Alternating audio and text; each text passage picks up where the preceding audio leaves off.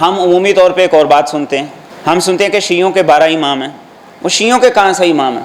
وہ سارے کے سارے اہل بیت جو 12 ائمہ ہیں، وہ سارے کے سارے صحابہ سے محبت کرنے والے تھے، وہ سارے کے سارے اللہ کے رسول صلی اللہ علیہ وسلم کی احادیث کو نقل کرنے والے تھے۔ اب آپ ذرا غور کیجئے گا، ابو بکر صدیق رضی اللہ تعالیٰ عنہ، ان کی ایک اولاد ہوئی ہے ایک بیوی سے، ایک بیٹا ہوا ہے محمد بن ابو بکر، اس سے آگے بیٹا ہوا قاسم۔ دوسری طرف دوسری بیوی سے اولاد ہوئی ہے، ایک بیٹا پیدا ہوا ہے عبد الرحمن، عبد الرحمن کی آگے بیٹی پیدا ہوئی ہے اسما۔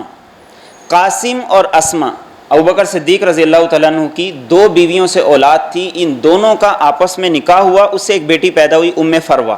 علی المرتضیٰ کے شجرے کی طرف آپ چلے جائیں، حضرت علی المرتضیٰ سے پیدا ہوتے ہیں آپ کے بیٹے حضرت حسین، حضرت حسین سے پیدا ہوتے ہیں امام زین العابدین، امام زین العابدین کے بیٹے تھے امام باقر۔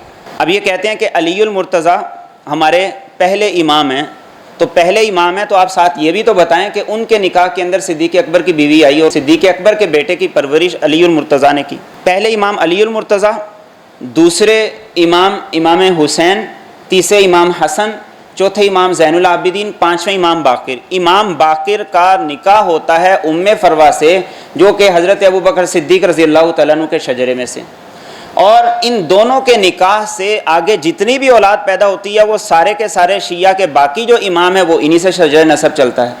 فقہ جعفری جو کہا جاتا ہے، یہ امام جعفر صادق یہ ام فروہ کے بیٹے ہیں، اور ام فروہ وہ ہیں کہ جن کا شجرہ نسب وہ صدیق اکبر سے جا کے ملتا ہے۔ ام فروہ کے والد ہے قاسم، قاسم کے والد ہے ابو بکر، ابو بکر کے والد ہے صدیق اکبر۔ تو کون سا جھگڑا تھا؟ جہاں جھگڑے ہوں وہاں رشتے ہوتے ہیں، جہاں جھگڑے ہوں وہاں اتنے قریبی مراسم اور تعلقات ہوتے ہیں۔ فقہ جعفری، اب فقہ جعفری جو کہا جاتا ہے وہ امام جعفر صادق کی نسبت سے کہا جاتا ہے۔ امام جعفر صادق یہ فرمایا کرتے تھے کہ مجھے ابو بکر صدیق نے 2 مرتبہ جنا ہے۔ کیوں؟